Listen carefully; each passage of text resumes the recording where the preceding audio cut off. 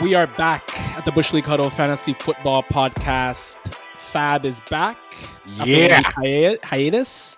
And as usual, joined with Nacc, and I'm Raj. Fun episode we have for you guys tonight. Part 2 of our post-draft coverage, I would say. What we're going to do today, I think we have a fun show, is we're going to kind of ask what are some of the questions that we have from teams after the draft. Oftentimes, the draft free agency can tell us what teams think about a player or a team. We're going to look at that from a fantasy perspective. So we're going to have about 12 or so scenarios, 12 or so teams we're going to go through.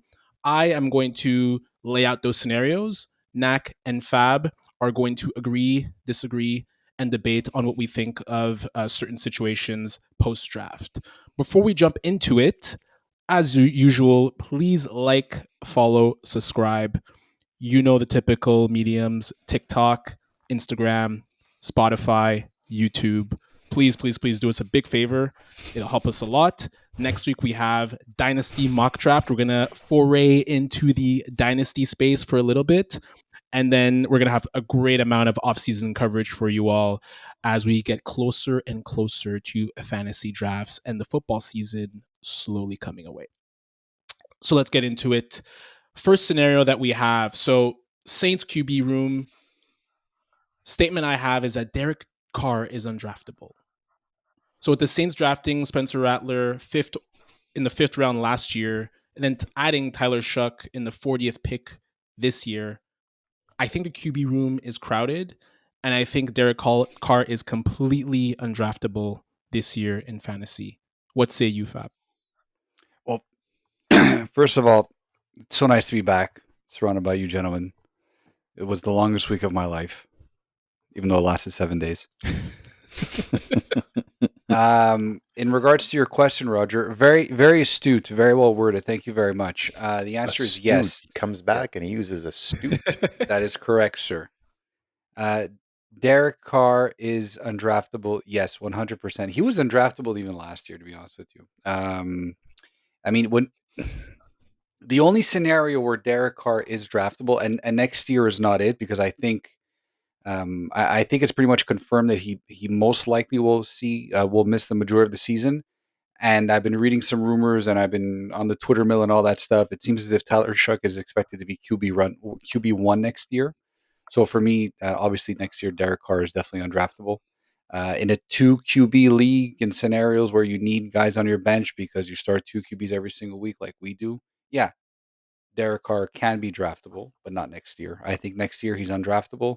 And I also think this might begin the end of Derek Carr as a New Orleans Saint as well. Nacc, what say you? Yeah, I don't know if I'd go all the way to undraftable. We know how valuable QBs are, and there's 60 or 70 or so a year that start an NFL game, and that number always jumps or stays pretty stagnant at that 60-ish number.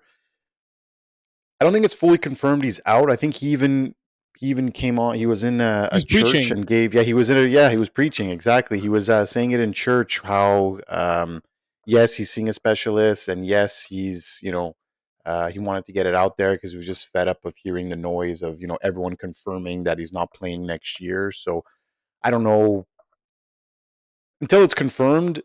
Derek Carr is draftable, in my opinion, and only because mostly in, obviously, like Fab alluded to, 2 QB leagues, he's definitely got to be drafted. Most likely as your QB3, keeping him on the bench and seeing. But I don't know. I don't see Spencer Rattler making too much noise. Maybe in a second year, and then like Tyler Shuck, yeah, he comes in. He's a little bit older, so he may have the inside track to start, but I mean, until it's confirmed that Carr is out for the season and not playing, he's draftable, and definitely draftable in 2 QB leagues. Are you tethering Tyler Shuck to him? Like if you're someone who would draft Derek Carr, would you automatically feel like you have to draft Tyler Shuck as well, just in case? Not necessarily, because if he's starting there, like, good chance that he's going to play out the year, right? because next year, obviously, there's the Archie Manning. There's you're saying there's just that No. better. He's not coming out next Yeah, year. he's not coming out. There's no, because he would have had. Sorry to cut you off, Nacc, but he would have had like 13 starts in his belt. And knowing the Mannings, the way they operated, they make a lot of money. They have a lot of money. He makes a ton from NIL. Yeah. I think he's gonna come out only in 2020. You think he stays an additional year? At least. Yeah. If not, he stays until he's a senior. I wouldn't be surprised. Interesting. Yeah. Well, look, I don't think their team is built right now to go after it and win by any stretch, right? Like, I don't know, correct me if I'm wrong, but I'm looking at that team and it's a lot of aging veterans, especially on defense. Yeah. Not a team that's looking to really compete for Super Bowls or even playoff spot right now. So, yeah, look, they may want to see what they have in Shuck too, right? Since he is 25 or 26 years old, so you can't really wait too long. So they may want to see what they have in him. So I don't know. Personally, I'll say he's draftable, but he's definitely a QB or a QB room in as a whole to avoid in fantasy football if you can. We're still very early on. And Raj, to your question about is Derek Carr tethered to Tyler Shuck, I would say it's the opposite.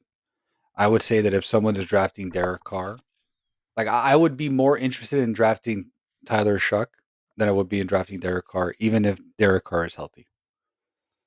Like give me Tyler Shuck as a QB flyer way later in my draft. Like who knows what can happen with this guy, because he is, from by all accounts, he is pro ready. He's NFL ready. The guy's 26 years old. He's played like 60 odd games in college, and he's played well. And you don't pick him like 40th overall for nothing. Like I know he's going to be a very high end insurance policy, but if someone goes after Derek Carr in my draft, I'd be okay with taking Tyler Shuck, like 7, 8 rounds later, because chances are he might be playing half of the season. I don't think it's impossible to say. I really don't see Derek Carr starting the season, and I would not be surprised if he also doesn't finish the season. I know the whole thing about like whatever Nacc just alluded to it about you going up on stage at sermon and you're saying I'm good, whatever I can throw. Okay, sure, but it's not your decision too. Like the Saints might have a different play in that. It looked like a Tony Robbins.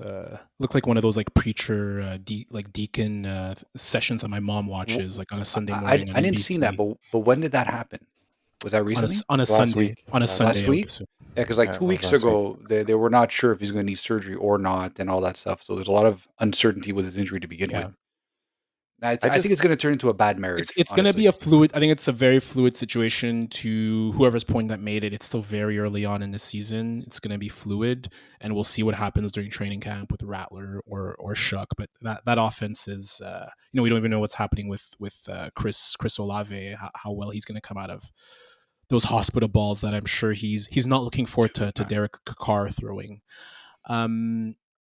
Second statement after the draft. Patriots offense, Drake Maye can be a top 10 fantasy QB. So my thinking is the Pats investing in left tackle Will Campbell, running back Travion Henderson, and wide receiver Kyle Williams gives Drake Maye the tools to potentially cook this season. And I think he can be ranked potentially as a top 10 QB, especially in 2QB fantasy. Nacc, what do you think? Very tough to crack that top 10 in my opinion. This is obviously going to depend on what QBs obviously stay healthy, but if you start naming some QBs that are like pretty much locks in the top 10, I don't see too much of I just don't see too much of an upside here for top 10. Top 15 for sure. He'll have the upside if there's going to be a couple of early injuries. If a Lamar gets hurt or a Burrow gets hurt, like you need some of these guys to kind of get hurt or have awful seasons in order for him to punch the top 10.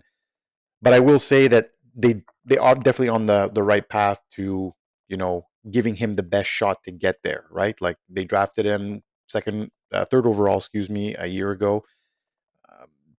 didn't really surround him with much last year, kind of threw him to the wolves. So he did pretty well last year with that. So with a little bit more help, I do see there's definitely a scenario where it could happen. I don't think past 10, like 10 would be the absolute most, but I think it's too early to tell. Like you're still relying on a lot of rookies here, right?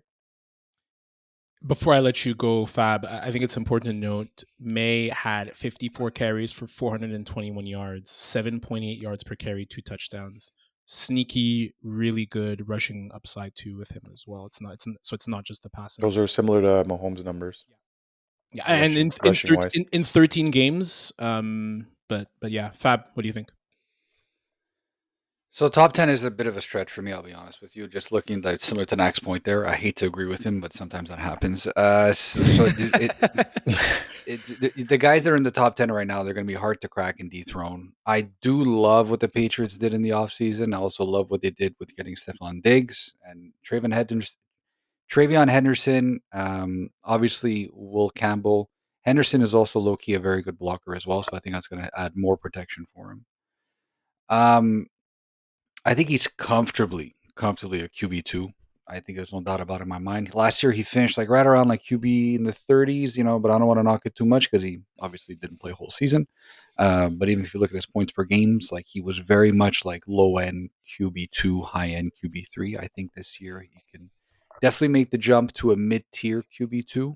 I also don't know what to expect with Vrabel as a coach with regards to how he's going to unload on that offense.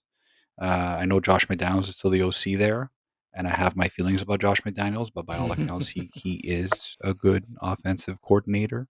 I hope you're listening, Mr. McDaniels. So yeah, I'm gonna fade on him for top 10, but I'm definitely buying. I definitely want some Drake Maye stocks this year for sure, especially in the 2 QB or super flex league. Like when you're talking about the rushing the rushing upside that he can bring you, like why wouldn't you want that on your team, right? And listen, Will Campbell, short arms. He's going to get it done. I'm not too concerned about that. Everyone's knocking the guy for having, 30-inch arms, whatever it is. Not 30-inch. That's impossible. Don't shave 2 inches, man. He looked like a T-Rex at the draft, man. Bad suit selection, too. That was just not great. How was he nabbing Goodell? Oh my God, that's really bad. But he's still gonna have a good season. I'm not. Are we buying? Sorry, Fab. Are we buying TreVeyon Henderson stock as well? That's a little more difficult for me because it's a bit of a crowded backfield too, right? And I like Henderson. So the fact that he's a good pass blocker will put him on the field more, and the fact that he does catch a lot on the backfield will put him on the field a lot more. So I do like his upside for leading that backfield in the fantasy points at the end of the season. But again, leading. Do they still have Antonio Gibson? If I'm not mistaken, they do. Like it's Antonio Gibson. It's yes, they do. Yeah. Stevenson, and it's going to be him. So a lot of Suns on there. Gibson is third on the depth chart right now. Yeah. So he's like the pass catching guy. Yeah. Third down back. Definitely massive improvement compared to the offense that we saw last year. I think everyone gets kind of put in the right slot with even Stephon Diggs there, Mary Douglas, Kyle Williams. Everyone gets kind of pegged into their right area in the depth chart. So I think it'll be interesting. And I had Maye quite a bit into QB last year in Bush League. And I do have to say there were some weeks where there was like a stretch where he was close to top 10, top 12, if you factor in his rushing statistics. So definitely there's a lot of upside for QB2. Well, moving on in terms of the next portion of what the draft may or may not have told us. So Buccaneers wide receiver room. I personally think Emeka Egbuka being drafted by the Buccaneers hurts Chris Godwin. Do we think it hurts Chris Godwin, or maybe does it hurt Jalen McMillan? What do you think, Fab? I agree with you. I think it hurts Chris Godwin more than it hurts Jalen McMillan. I think you're still going to see a lot of 3 wide receiver sets. I just feel like his production is going to eat into what Chris Godwin could be getting. Like Jalen McMillan, let's say he finished off as wide receiver 4, fine, no problem. It's wide receiver on that team as wide receiver 4, right? As far as fantasy points are concerned. I think Godwin could have had a better season if Emeka was not there. And I think their production will lean into each other quite a bit. And I also unfortunately, I think this might turn into, like, I don't know what Godwin's contract is, and I know he just signed one. He's coming off a big injury, and I'm rooting for the guy. But I wouldn't be surprised if, like, whatever the out is, they exercise it, and he might not be there in a year or two. Nacc. I think it spells trouble for the whole room as a whole. Even Mike Evans. Well, you just mentioned it. He's gotten a year older. What is he going to be, 33 or 34 this year, I believe? So we all know what happens with these aging, type wide receivers, running backs, and stuff like that. So I think there's just so much talent in that wide receiver room that you're going to want to spread the ball around, right? But there's just not enough. There's just not enough to feed. I feel like you're talking Godwin, you're talking Evans, you're talking McMillan, you're talking Egbuka now. That's come in there. Can that offense sustain fantasy relevance for 4 wide receivers? That's what's going to be the tough part in my head. And then, not to mention, they still have the tight end who Kate Otten.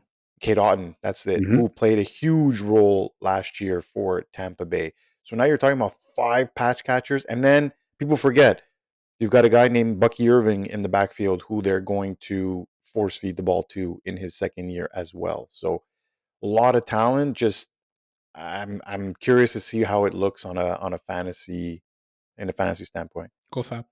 This doesn't sound so much as we should be looking at how this is going to be fading certain wide receivers. We should be looking at how this is going to be boosting up Mr. Baker Mayfield. He finished as QB4 last year. Roll your eyes, Roger. You know I'm right. Glazing. Oh my God, he's got a love affair. This guy. Glazing of QB4 Baker. last year. Actually tied QB3. He tied with Joe Burrow, who was like a man on fire last year. I can't wait till Fab doesn't get Mayfield this year, and then I'm he just just saying. wants him to tear his ACL every I'm just weekend. saying. I'm just saying. No, I think I'm permanently a fan of Baker Mayfield. We'll see. Do Well, you have ownership stock on Baker Mayfield? The I don't. name of the owners of the Buccaneers, they're named the Glazers. Like, as in like Joe Glazer and all that? As in Malcolm Glazer, as in that's the amount of glazing you're doing on Baker Mayfield. Oh, wow, that was such a reach, Raj. Jeez, that was just reach. That was such a reach on that. It's just in his players in general. You just gush over them, and then for the whole offseason, and then you have a new team, and then you gush all over them again. Because the problem is, and it's not really a problem, but I'm sure like it's a problem. I'm sure like most fantasy football players, you do get personally invested with your team, i.e. you find out about how they're performing, where their injuries are, where they're coming from. So for me, Baker Mayfield's very much a success story, right? After what he did in Cleveland, and then he went to Carolina, and then LA, and now he's doing really well. Yes. Every person on your team has no flaws, Fab. They're all No, that's not true. No. I drafted Kadarius Toney a few times. He has a lot of flaws. Or former Giants wide receiver, because now he's retired and Super he Bowl was champion. drafted. He's a rapper now. He's a rapper. We should call him by his rap name, which is who gives Tune. I have no idea. I think it's Godwin just because of the way the play style that Egbuka has. I think it's a lot of yards after catch, which is a lot of what Chris Godwin can do. A lot of catches at the line of scrimmage and then making something happen. I will say though, I was still, and we talked about it, Nacc, last week when we reviewed the draft, was still a bit dumbfounded by the pick. McMillan, his last 5 games, 7 touchdowns. I think he was hovering around like a 20% target share, looking really good as more of like a pure slot receiver. So I think we'll see where it goes. I just don't see Mike Evans being affected because he's still going to be more of the downfield. He's that X, He's that X, exactly. Yeah. Like he doesn't move around in the formation, right? So I think maybe lastly, one sneaky person who might be affected is Rachaad White. Does he maybe get less PPR targets, less short intermediate targets out of the backfield? We'll have to see. Again, another fluid situation that will depend on what happens in training camp. Okay, so fourth statement. This is regarding the Jets. So the Jets, I think that them drafting Armand Membou means a run-heavy attack is back for them. So according to PFF, in 2023, the Jets averaged 7 yards per carry on runs to the right, 7 yards per carry. In 2024, that dropped to 4 yards per carry. And we obviously know Membou is going to feature on the right side. He was drafted specifically to be a right tackle. Nacc, does this mean promising signs for Breece Hall and the Jets going with more ground and pound, especially with Justin Fields at QB? Potentially. But I did just see a report that Breece Hall is on the market and might be looking to trade him. So You if think he that would happen? stays, You think that would happen now, like after the that's draft? where that That's like kind of it weird. kind of it's like a puzzling. Like, Yeah. why wouldn't you trade him at the draft for like help right away? Whereas like now, what are you going to trade him for? Like a 4th round pick and like next year, like it just doesn't help you, and you just hurt your team. But let's just say he's on the roster for this segment. I think it definitely does help him. He's still a good runner, right? Like to all accounts, and I think now, like you said, you have to account for Justin Fields' legs in as a QB. So a lot of read options that are going to happen that will benefit whoever is in the backfield, and Breece Hall, and then there was who's the guy who came on last year? Braylon Allen. Braylon Allen. That's it. Braylon So Allen. he could also run the ball. So it does figure to be a heavy run attack, like you're saying. And I think Membou was a great pick for them. I know that there was rumors of them like maybe going to get Tyler Warren or like a tight end or something like that. But I think this is definitely going to help them. Look, name of the game: you want to keep your QB upright. You want to be able to run the ball, and getting Justin Fields, this pick does definitely make sense. That is a beast of a right side. With they also have guard Elijah Vera Tucker, who's been a really good right guard over the past few years. So that becomes a really, really strong offensive line on the running front. Did they get Mekhi Becton? Oh no, he went to the Chargers. Mekhi Becton, yes. Yeah, sorry, I was mistaking him for another guard. I'm fading a little bit of Breece Hall, to be honest with you. Last year we spoke about being top 3 running back, and like after the first game, we were hitting on our projections. I think he's more of a RB2 this year. I'm not really sure what to expect with Justin Fields as a quarterback, to be honest with you. I'm sure there's gonna be a lot of RPO, but I wouldn't be surprised if there's a lot more R's in the P's of that RPO, and which might obviously hinder Breece Hall a little bit. I like the draft pick.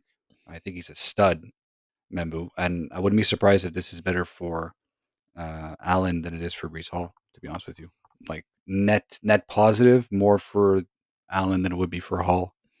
So for me, is this promising signs for Breece Hall? I'm neutral with it, to be honest with you. It's I'm still holding Breece Hall in a RB2, high end RB2, but still RB2 level category. Is Braylon Allen draftable? Braylon Allen, in my opinion, is draftable. Yeah. I think he's carved a role in that offense, and you saw it last year. Like everyone thought that Breece Hall, like us included, was going to be pushing for wide receiver, running back 1 numbers, like overall. And Braylon Allen was good. He was really good. I think there's going to be too many of these rookies that get drafted before a Braylon Allen does, because the class was so good, and there's going to be a lot of them up for grabs. For sure. I think I'd rather take a flyer on Hendrickson, potentially, or even I know we're going to talk about them later, but the Browns duo that they got too before Braylon Allen, I feel. Yeah, look, guys, the only thing I'll say is this is the Detroit Lions regime that's coming into the Jets. Last year was a top 5 rushing attack in terms of attempts. 2023 was a top 8 rushing attack in terms of attempts. So whoever's running the ball, whether it's Allen or Breece Hall or someone who's getting traded, to me that's an offense worth investing, because the regime there, they want to run the ball. They want to run the ball to set up the pass. So to your point, Nacc, it will be interesting to see who that running back is, however. We will move on out west to the Raiders wide receiver room. Confidence in the current guys. That's what I'm seeing after the draft with the Raiders. So the Raiders only added Jack Bech in round 2. Bech. I'm happy you said it. I feel like Fab there. I felt that was a quiet vote of confidence in their wide receiver corps. If you factor in Jakobi Meyers, Trey Hunter, and obviously the beast that is Brock Bowers, I see it as a potential green light for Geno Smith's fantasy stock, seeing how confident they are in the current wide receiver corps that they have. Guys who can kind of fit into the roles. Myers is more of a slot guy. Bowers is going to be the tight end one. And Bech seems like they have a lot of confidence in him. Bitch.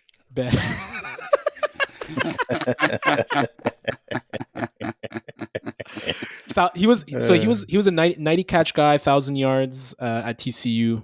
I don't know whose turn was it. Let's just say Nacc. I'll go with you. Yeah, look, you're talking about a vote of confidence.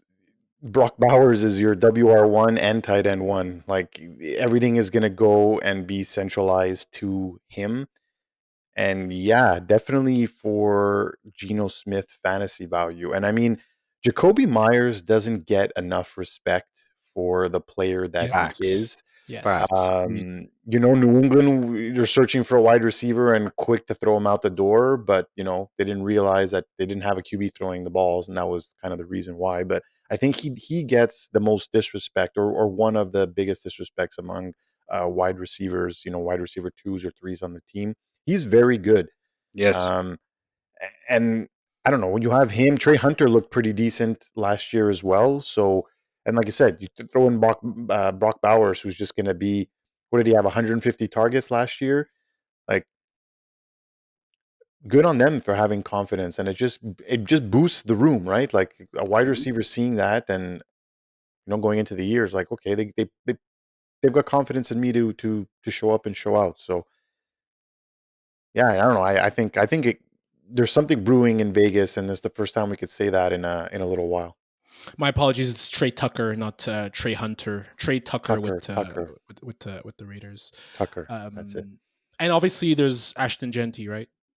Like exactly. Yeah. Don't even forget, they just boosted. They just got a huge player out of the backfield too, right? Who could catch balls. So I don't know. They've got a nice little offense going there.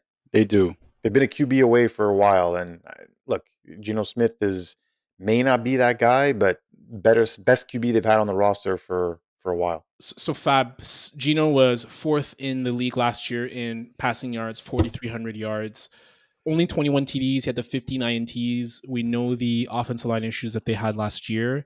The biggest issue as a Geno Smith owner all year was the red zone offense. And I think having a guy like Bowers, bona fide tight end, I think having a guy like Jakobi Meyers who could find holes in tight spaces, and obviously Ashton Genty, I think it's going to be a huge boon for him.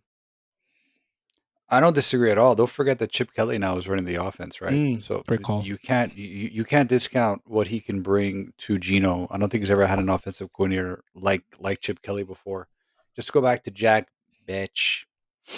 So he actually had 62 receptions for 1,000 yards. Kind of gives me the impression that this guy digs the long ball a little bit more than maybe Jakobi Meyers does. So I think that will actually help to open up the field for Geno Smith. Actually, I didn't know much about Jack Bech.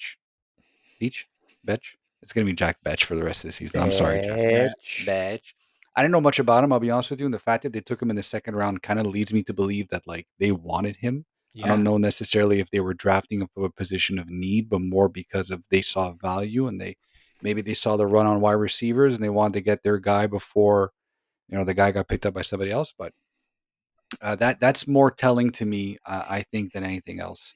And I think this is definitely a green light for Geno Smith's fantasy value this year. I like the moves that they did, and I like the coaching changes that they did, and it's going to be very exciting to watch Geno Smith perform live when we go see him in Vegas. Indeed. I was on the Raiders Reddit thread, and it is pronounced Besh. Jack Besh. Oh, that's boring. Yeah, I'm just going to call him Besh. Besh. We're calling him Besh. Sounds like a burp. Besh. Raiders quietly had a really good draft, I would say. Yeah, I would agree. I think they plugged in a lot of holes, whether it's wide receiver, running back, offensive line. That organization has really turned around the last 2 drafts, I want to say. they've picked up the right guys. They're really drafting for value instead of positional need, and you can see that it's really taking hold of what it's doing to that organization. The Pete Carroll factor, indeed. Yeah, for sure. The Cowboys. Our friends, the Cowboys. We all felt either they should have drafted a running back higher, or maybe signed a wide receiver, or drafted a wide receiver. They did none of that. Fab, I personally think the fact that the Cowboys didn't draft a wide receiver, Amari Cooper notwithstanding, means that CeeDee Lamb has another shot of being WR1 in the upcoming season, being peppered with targets with no other option there. What do you think? Is that the question? Yeah. Resounding yes. 100%, without a doubt. I don't see how you can't assume that CeeDee Lamb will be wide receiver 1 overall next year. Over Chase, over Justin. Yeah, for sure. Yeah. Listen, Chase had a fantastic season. He won the Triple Crown. I mean, how many times have you repeated as a Triple Crown winner? Never. Thank you. So, like, the likelihood of that happening again is I don't know how minimal. many people repeated as the number one wide receiver.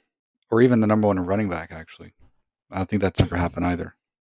If you want to get that conversation. It's tough. It's really tough to replicate greatness true, like that, you're right? 100%. It's so 100%. tough. Like, think about all the years. Think about all the it. years where you draft okay, 2 years ago was Jefferson. You drafted him, did not finish first. It was Lamb. True. This year, everyone drafted Lamb first. Yeah. Chase was the one who finished. So, Remember Cooper Kupp? Yeah. Cooper Kupp won the Triple Crown. I know he battles injuries, but he's made out of glass. Yeah. But so Nacc, do you think that, I don't know if you're agreeing or not with Fab, but to me, this spells a scenario where you can potentially get CeeDee Lamb at a discount and expect him to have top tier number 1 overall wide receiver 1 numbers. Does the Dak Prescott aspect scare you? No. When he had his good year, who was throwing to him? Exactly. The fact that Dak Prescott? The fact that more the fact that he's just always injured. Yeah, okay, he's always injured, but again, he didn't. Last year, he looked pretty good with Cooper Rush. Who did they grab this year to be their backup? Milton. There we go, Joe Milton. So he's got an arm on him, and he looked pretty good in that season finale last year with the Patriots. So yes, and to your point, the recency bias plays, right? So people are going to come into drafts, and he didn't finish where he was supposed to finish last year, and he may slide. It's just this. It's the syndrome that happens with all of these players, right? Like, okay, he was the best player last year, Jamar Chase. Like, I figured Jamar Chase to go either first overall in regular 1 QB leagues or in the top 5 in 2 QB leagues, right? So just as last year you drafted second, you took CeeDee Lamb in our 2 QB league, right? Because he was the best wide receiver the year before, and he didn't. Okay, not that he dropped off terribly, but he didn't live up to that WR1 status that the contract too. The contract. Yeah, exactly. He was hurt too, right? He missed the last part of the season. Yes, so a shoulder injury. I do agree that you could probably get him, not a huge discount, but you could probably get him at a discount with the high potential if him and Dak stay healthy, that, and even if Dak goes down, that he could be the number 1 wide receiver again. Fab. Yeah, I agree. Like, the discount that you're going to get for him is going to be, instead of wide receiver 1, you're going to get by wide receiver 2. I think I don't think it's going to be much more of a discount than that. My question is more. I don't know about that. I don't know. No, me too. I feel maybe like wide receiver 3. For instance, where I'm sitting in Bush League at 4 overall, and this discussion is making me change my mind. But like in my head, I was like, I want Chase, I want Jefferson. Yeah, and then after that was my and I was even saying Puka Nacua, right? Because I had CeeDee Lamb last year. But to Nack's point, there's always a recency bias, especially when you have a player that didn't maybe live up to the expectations you set up. For sure. And that was actually going to be my next question. Like, right now, if you had to choose your first wide receiver 1 off the board, who is it? Is it Chase, or is it CeeDee Lamb, or is it Justin Jefferson? It's Jamar Chase. To me, it's Jamar Chase. Like like you're going to take Chase. Like, is he going to repeat as the wide receiver 1? It's unlikely, I would have to say, because it's tough to do. Dude, he had 20 something touchdowns last year too. Like, like that production is so hard to replicate. Like Well, he to could have still reproduce wide receiver 1 overall numbers without winning the Triple Crown. Yeah, 100%. But I'm Yeah. saying he had the most receptions, most yards, most Yeah, touchdowns. no, So for like sure. he can win the the wide receiver one without winning the triple crown. That obviously has happened, but For me, 23 touchdowns, like yeah, that's no. a lot to do again. For me, Jamar Chase is the safest out of the three.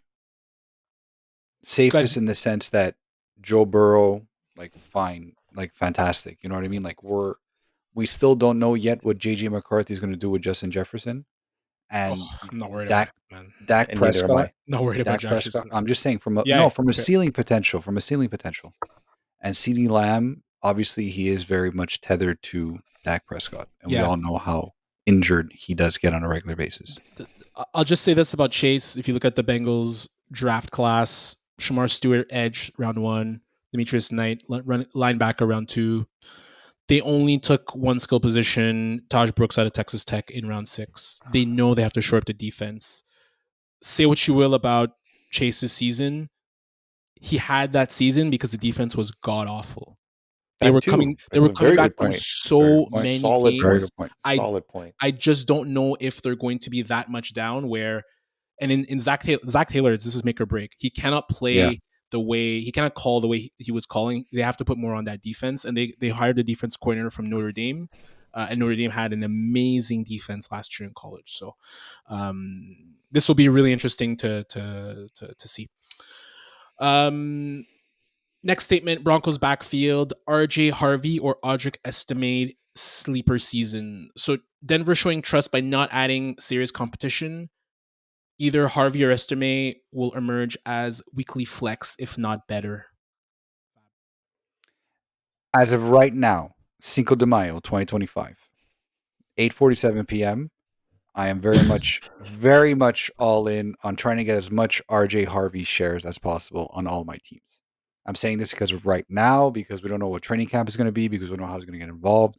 But you look at RJ Harvey, you look at his stats when he was playing for the Knights, you look at his size and his build, and you look at the team he's going to and who's coaching that team. This is Alvin Kamara 2.0.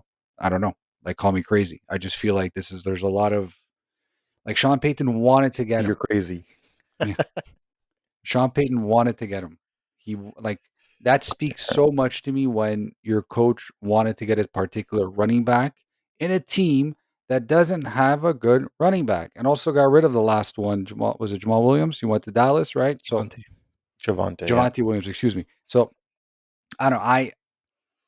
I don't think this is a RJ Harvey sleeper season. I think from now up until when the draft starts, more of this type of conversation is going to gain speed, and this guy's going to be rising off draft boards. Whether it's the right move or not, I don't think RJ Harvey is a sleeper by any means come draft day. Nacc, what do you think? Yeah, I'm curious to see what it looks like preseason, offseason, and again, I don't know if I've alluded to it. Peyton's got his guy, so Estime was like up and down last year, right? He was injured a lot. I feel like he had he Wasn't showed any consistency. flashes, but it was like inconsistent a bit. So Not very efficient. yeah, and No. if I had to choose one, it would definitely be obviously Harvey over Estime.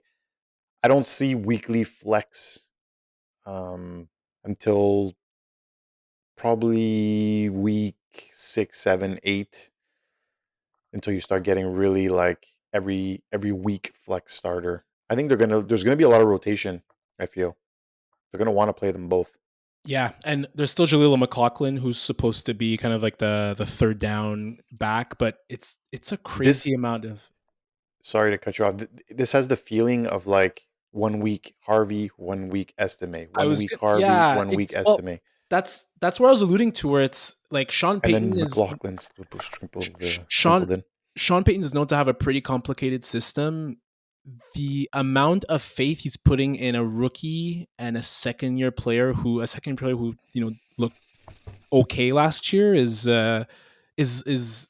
different. It's not par for the course, I will say, for what Sean Payton typically does. So we'll have to see. We'll speed it up a bit. There's a few left. Panthers wide receiver room. So the Panthers drafting Tetheroa McMillan shows Tetheroya. Get his name right, Roger. Come on. Tetheroya McMillan shows a lack of faith in Jalen Coker and Xavier Legette more than anything else. That's a statement. It just shows a lack of faith in those two guys who I think some people were high off. I disagree with that statement. Okay, go. I don't think it's a lack of faith in your wide receiver room. I just think there is a talent out there that is going to benefit your team in a very important skill position for the most important player on your team. You go get him. Like, fine. You want to talk about how, like, I mean, and they can definitely use depth. Like, they have, what's his name? Adam Thielen. Adam Thielen, who's getting longer in the tooth. Thank you. Jalen Coker and Xavier last year, I think he said. Yeah. Oh, yeah. So, that's sad. Like, why not get a guy who's 6'4" with the body of a Mike Evans, and who's going to be helping your wide receiver, your quarterback when he needs help the most? I don't know. I don't see this being as a no faith in Coker Legette. I see this as a you get your XY receiver for your guy. Yeah, I think that's what it's well. So I don't think I think they're still high on Legette, but I don't think they see him as that alpha WR1 on the team. I think he's more of a solid 2 on the team, and Coker is probably that 2-3 wide receiver as well. So they just wanted to get that alpha X receiver. He was there. I don't think it. I don't know. I'm not sure. I'm not sure the word doubt is the right one I would use. I think the amount of raccoons that Xavier Legette has been eating lately. He was like trying to get it, like he was waiting for me to be done to get that. I was gonna mention. I had my hand up. I had my finger up. Like, hold on a second. I got a joke. I was gonna mention it, but I'm like, you looked way too happy to say something, so I'm like, I'm not gonna take it away from him. The coons, man, you gotta get the coons on Thanksgiving Day. Coons. God bless Xavier Legette. Honestly, God bless him. I hope he stays in the NFL forever. Can you do the rest of the podcast in the voice? No, absolutely not. That was a one and done. We already can't understand him. Moving on to the Browns. So I personally think the Browns skill position depth makes their QB situation interesting. So hear me out. Quinshon Judkins, Dylan Sampson, Cedric Tillman, Jerry Jeudy, David Njoku. Cleveland kind of loaded up, maybe. You know, they added 2 running backs who, let's see what happens there.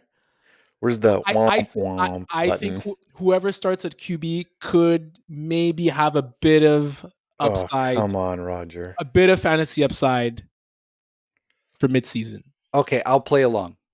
Which QB is it? And that's going to be the challenge. Personally, I think I would see more of an upside if it was Shooter Sanders, just for the accuracy perspective. I wouldn't even. He's back. I wouldn't even have said Sanders. Go. If I choose one of them, but apart from that, I don't really see.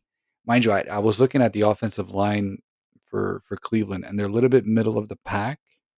I didn't see them add any offensive tackles or offensive guards during the draft, so that leads me to believe that their offensive line won't be that great. So if you're a rookie quarterback starting behind that line, it might be a little bit challenging, regardless of who it is that you're throwing to.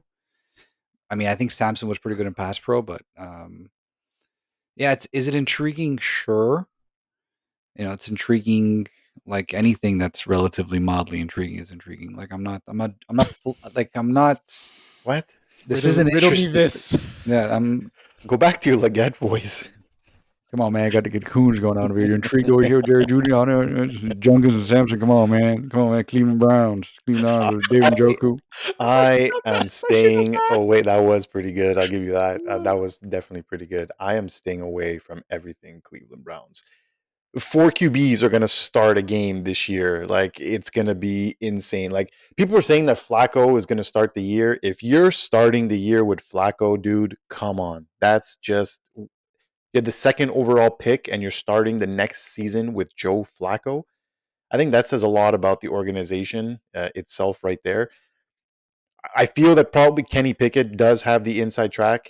They declined his option. This is his last year. They might want to see what they have from him in terms of, are they going to re-sign him? Could he be a long-term option for them? But then you went ahead and drafted 2 rookie QBs in the draft as well. So I'm looking at Kenny Pickett likely starting, Joe Flacco behind, and then I don't know, what do you do? Is it who's on the practice squad or who's holding the clipboard, who's dressed as the emergency QB? I feel like it's a mess right now in that QB room, and I don't think, and that's why, like, I don't want anything to do with it, because you're gonna be scrambling week in and week out on the wire on the next one to pick up, or you have to stack them all on your roster. I don't know. I think it's just a mess right now with the amount of bodies that they have in there and what they're gonna do with them. I can't wait for week 6, week 7, where someone's scrambling to pick up Joe Flacco into fantasy. It's gonna happen. Of course it is. It's gonna happen. He's gonna play.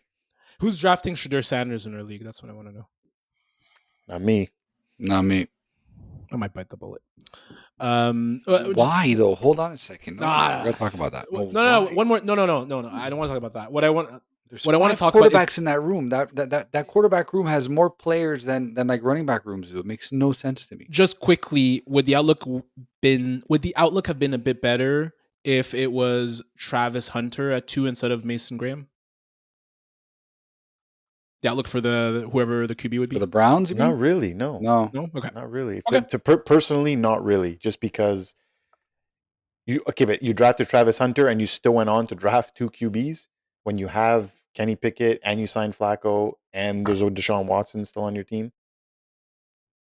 Like, to me, something just didn't add up there. Like, they did it for the publicity part of it, or like they wanted more circus. Like, I'm confused. You took Gabriel in the 3rd and then took another one in the 5th. It's funny if you look at the Browns Instagram page. Apparently, it's all Shakir too. Of course, it's nothing to do with Billy. They're like, you know what? We have enough. Whatever. We have so many draft picks. Like, let's just take it, and we want the circus. We want the spotlight on us. Jimmy has they're hedging their weird. They're hedging their organization. It's very weird. It's not. It's definitely off. But if you think about it, they're hedging their bets in the most important position that exists in football. Which I like, but the way Washington did it made sense to me when they went RG3 and Kirk Cousins in the 4th. That made more sense because you drafted like the star, right? You drafted the guy that you knew was going to be amazing, and barring injury, like RG3 could have had a very successful career, right, as a starter. Yeah. So, but Nacc, they had a higher grade on Dylan Gabriel from what it said. Like that's their draft board. Like, lying or not, like, they had a higher grade on him. Right? Honestly, maybe they did. Who are we to judge? Yeah. We'll see. This one for you, Nacc. The Bills wide receiver room. I see trust in Khalil Shakir and Keon Coleman. The Bills only drafted 1 wide receiver, Caden Prather, in round 7. And I think it shows the Bills believe in their current group. Shakir and Coleman, I think, are good bets for 2025, especially Coleman. He was sprinkled into a few shot plays here and there. I think he's going to have a higher role in the offense. What say you, Nacc? Yeah, I definitely agree. There's still Curtis Samuel there as well. Didn't really carve out the piece that we thought he would have. I thought they did give a flyer to Elijah Moore as well, who's been bouncing around, but that could be a cute little addition. But look, Khalil Shakir looks really, really good. They rewarded him with a big contract as well in the offseason. And yeah, Keon Coleman, year 2, big body. I think tough rookie season, very up and down, very inconsistent. But I think a year in, look, you got one of the best QBs in the NFL throwing you the ball. So I think it shows great confidence in the room right now that they only went after one in round 7, who, by all accounts, may not even make the team. Yeah. There's Joshua Palmer too that they got. Palmer, that's the other one. I was forgetting Joshua Palmer, which is again another one who struggles with injuries. But for what it's worth, on the depth chart right now, they have Shakir as WR1 and Coleman as WR2. So I would agree with that statement. Yeah, that makes sense. Anything to add, Fab? No, I agree. I think this does show a lot of trust in Shakir and Coleman, and I would expect Coleman to have a bit of a bump in his second year.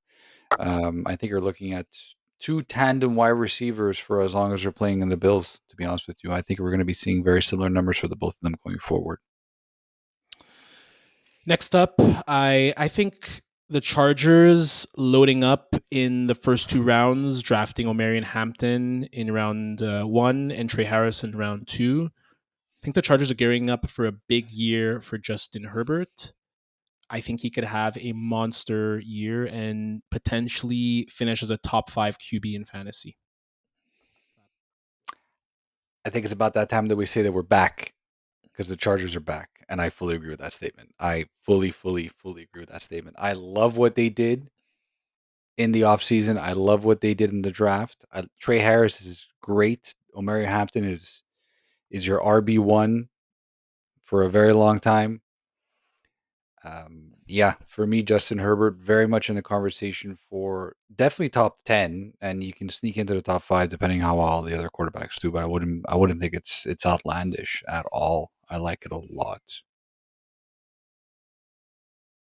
Nacc, Yeah. you're thinking. I just gushed. Yeah, there was just one, like Trey Harris. I feel like they had to go get him in the second round because of that weird Mike Williams signing, bringing him back on a 1-year deal, which was not promising. Which was kind of weird in my eyes. But I think we spoke about it last week a little bit. Quinton Johnston also still there, needs to have a big year out of him. Trey Harris comes in with Ladd McConkey as well, who figures to have another great season. So yes, there are a lot of weapons, and I think kind of make or break for Justin Herbert too. In some cases, right? He blew that that playoff lead last year as well. 4 INTs against who'd they play? Texans. That's it. So he's got to come back strong with that on his mind as well. And he did play well down the stretch last season. I found Herbert going into the playoffs. Top 5 numbers seem attainable with the weapons that he has around him. You've got, like we just mentioned, Hampton. You've got Najee Harris as well that joined the group. The wide receiver room seems pretty stacked. I think it's safe to say we're expecting big things from Justin Herbert, but this is the year. 3,800 yards, 23 TDs, 3 INTs, 306 rushing yards. Only 13th. He was 13th in pass attempts. So yeah, I thought that was interesting. He didn't throw the ball all that much last year. No, neither did Josh Allen. 483, man. That's, like considering compared to what he normally throws, because he was up in the 600s when earlier in his rookie season. For sure. I think, look, it's still a Greg Roman offense. He still likes to run the ball more. You'd expect more touchdowns at the very least, and maybe use his running game a bit more. But I'm likely over 4,000 yards. No, like 38's a very low for a Justin Herbert. Yeah, I mean, yeah. He was injured a bit at the beginning of the year. I remember. That's a good point though. The wrist injury or the thumb injury. If that's behind him, and he even had a plantar fasciitis in training camp, if I'm not mistaken. So I think a big year could be had from him. Seahawks investing in protection. Sam Darnold can be trusted to replicate his 2024 season. So the Seattle Seahawks drafted center guard Gray Zabel in round 1. So he was a highly rated prospect out of North Dakota State. So a few stats about Darnold last year. He was pressured on 37% of his dropbacks in 2024. He still had a QB rating of 93 during the season. But we all know those last 2 games against the Lions and the Rams, he was awful. 42.3 passer rating, 11 sacks. He was highly pressured up the middle. So I think the Seahawks, when they sign him, realize that pressure up the middle is something they have to factor in for. Hence the drafting of Gray Zabel. With the better line, JSN, Cooper Kupp, I think Darnold can be trusted to replicate his 2024 season. What do you think, Nacc? He had wide receiver QB1 numbers last year. I should know he was my QB2, but could have played him as a QB1. Kupp doesn't move the needle for me. I don't know. It's just the name there. Maybe it's because he's going to play 6 games next year and spend the rest of the time in the hospital. Is he going to be a high end? Is he going to be a high end QB2? Yes. I would definitely trust Darnold as a QB2. but QB1 numbers, relevance from last year, I don't think he can replicate 2024. And the pressure of him, I know that they can get out of the deal early as well. This is kind of like a 1-year deal on Darnold too. So there's a lot of Jalen pressure Miro. to perform. They drafted a quarterback right behind him as insurance. So I think that is going to add to it. And he's got less talent than he did in Minnesota, right? Like he had a boatload of talent in Minnesota. Addison, Jefferson, Aaron Jones out of the backfield. Who came on as well down the stretch for the Vikings wide receiver? Wasn't there another guy? I KJ. feel like No, he's with New England. KJ Osborne. I'll pull it up. anyways, it doesn't matter. I think that he doesn't have the like JSN should be that big body guy. Like he's going to be very very good. WR1 on the team hands down. But apart from him, again, Cup like I like safety blanket type guy now, a little bit older, better O line, which is great, but lack of options this year compared to last year. I don't think he replicates, but solid QB2. It was Jalen Naylor. That's it. Yeah. Yes. He had some solid games down last year. Fab, before you interject, if you want to, the Seahawks did draft the tight end Elijah Arroyo, 3rd round. Very highly regarded tight end out of Miami who played with Cam Ward. So that might be an interesting player there who might emerge on that front. Yeah, not interesting enough for me though. Even though I do like that draft pick, but I have to side again with Nacc on this one. I don't think he's going to replicate. Relax. Even a broken clock is right twice a day. Relax. Here he goes. I